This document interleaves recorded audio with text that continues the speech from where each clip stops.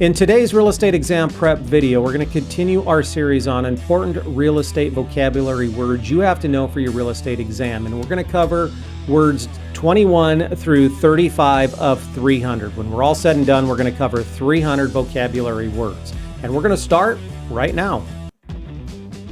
Hey everyone, my name is Paul Vojchehoske and welcome to the Real Estate Classroom YouTube channel where our mission is simple. That is to help you pass your real estate exam the first time. And the way we're going to do that is help you with vocabulary words, which is a very, very important part of your study curriculum.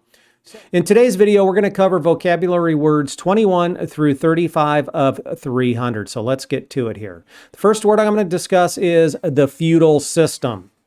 Now, if you remember from your principles and practice coursework, feudal system is where it's a system of ownership where the king owns everything. And this comes from the old medieval times of Europe, all right, where the king owns everything. And then they appoint landlords to administer or for the administration of that land. And many times the landlord would then have so many peasants to work the land, so on and so forth. The point is, under the feudal system, the king owned everything. In fact, our early history, prior to our colonial days, prior to our independence, we followed the feudal system. However, in 1776, we kicked the British out, and then we adopted the Allodial System of property ownership, which is individuals.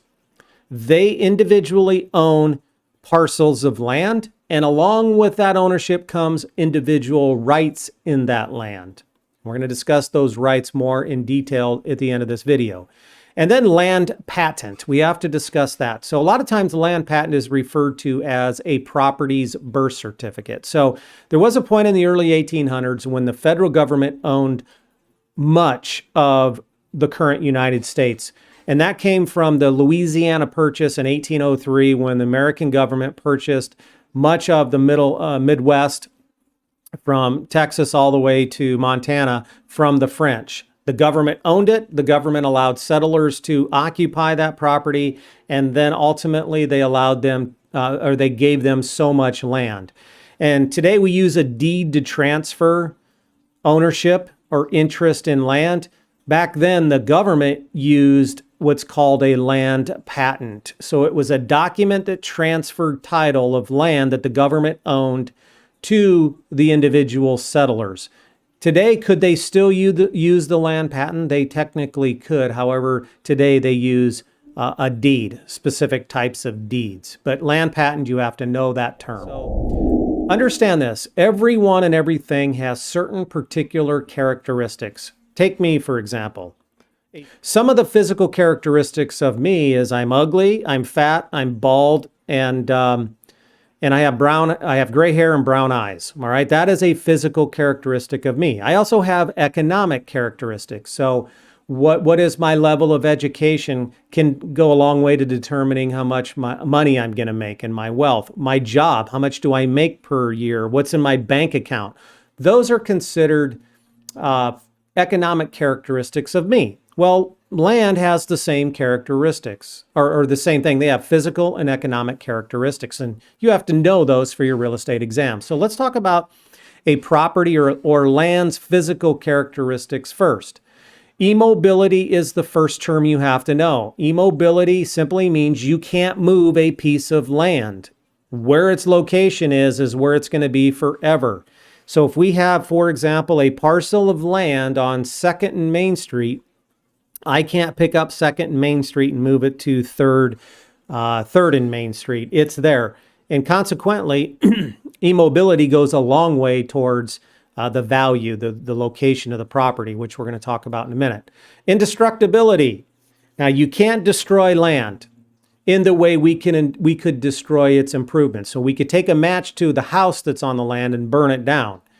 But, we can't destroy land. It's indestructible. You can grade it, you can build it up, you can build it down, you can poison it, you can do a lot of things to land, but in its essence, you can't destroy it.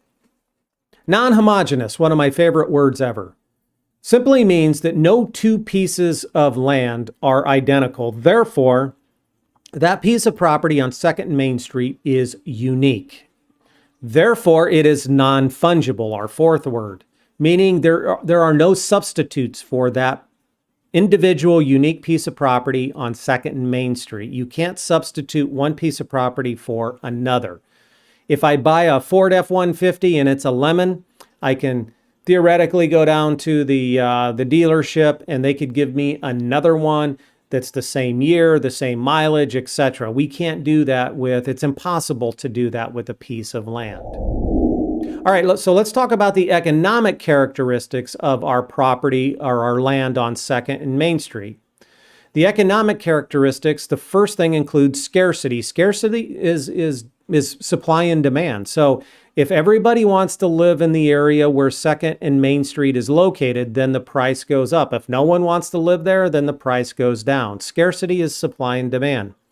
Situs is a term that refers to location. Location determines or has the greatest impact, if you will, on that property's or that land's value.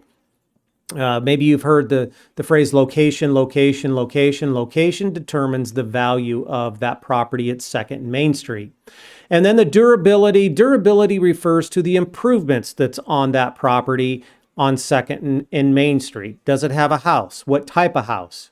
Is it a big house? Is it a small house? Does it have a garage? Does it have a fenced-in yard? Now, the last thing I want to talk about in this video is real property rights. Remember, under the Allodial System, individuals are now allowed to own land, and along with that ownership comes a lot of rights that they have. They have, the one we're going to talk about today is Hereditaments, which is the largest classification of an individual's rights in land. But there are other rights, such as water rights. So if you have water on the property, you have certain rights to that water. And we're going to talk about that in our next video. But let's talk about real property rights. Hereditaments is the first one. It's the largest classification of real property rights, and you have to know what they are. So hereditaments is made up of land, real estate, and real property, and each one has its own set of rights. So let's look at each one. So a hereditament, the first category of hereditaments is land. And when we're talking about someone's land, that property on 2nd and Main Street, and I own it, that means I own the land from the center of the earth, extending to the surface, extending all the way to the heavens. So that means I own surface rights, subsurface rights, and its air rights. And we're going to discuss that a little bit more in detail in a little bit. But it also allows me ownership in things like the trees and the grass and the shrubs that are on that land as well. That is land. That's when we say land, that's technically what we're defining, just the land itself. Then we have real estate. When we use the term real estate, what we're really meaning is it's the land that we just discussed, and then any improvements that are on that land, such as the home, a building, the garage, the fence, those type of things, anything that's permanently attached. So if it's a tree or a shrub, that falls under the land. If I have a house on that property on 2nd and Main Street, that is real estate. Remember, real estate is the land and all the rights we just discussed, plus the improvements. And then we have what's called real property. Real property is the land, it's the real estate, and then all the rights, additional rights that we have in that parcel of land. So it is the land, it's the improvements, and then what we call tenements. Tenements is another key word. So let's talk about tenements. Now, the last thing I want to talk about is real property rights. Now, let's go back to our last slide. At the bottom, real property is defined as land, the improvements that's on the land, and tenements. Tenements is what we're going to discuss next. A tenement refers to an individual's owners, all their rights and legal interests that they have in that property. So I own the property on 2nd and Main Street. That's example property we've been using for this video.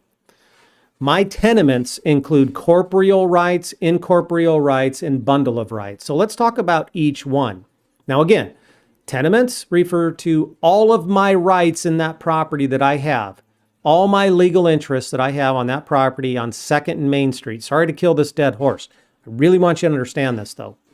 Corporeal rights include those things that I have a legal right to, as the owner, that I can touch and feel, such as the trees. And I know I misspelled it there on the video. Trees and buildings and shrubs. I can physically touch those. That's called a corporeal right. An incorporeal right is the right that I have or an interest that I have that exists, but I can't see or feel it or touch it. Things like a right-of-way, an easement, an encroachment, those things that exist that pass with title, but I can't actually see it or touch it. And then the last subcategory of tenements I want to talk about is the bundle of rights.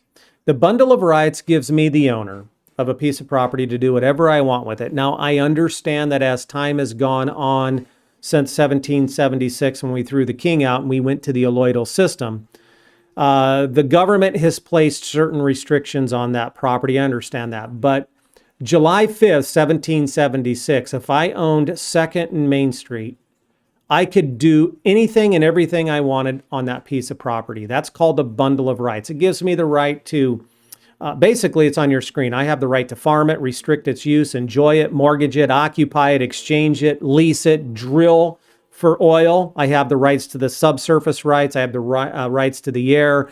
I have the right to build on it, put up a fence, put up a house, a barn. I have a right to possess it, control it, give it away, will it to my heirs, option it, lease it. I have the right to do whatever I want.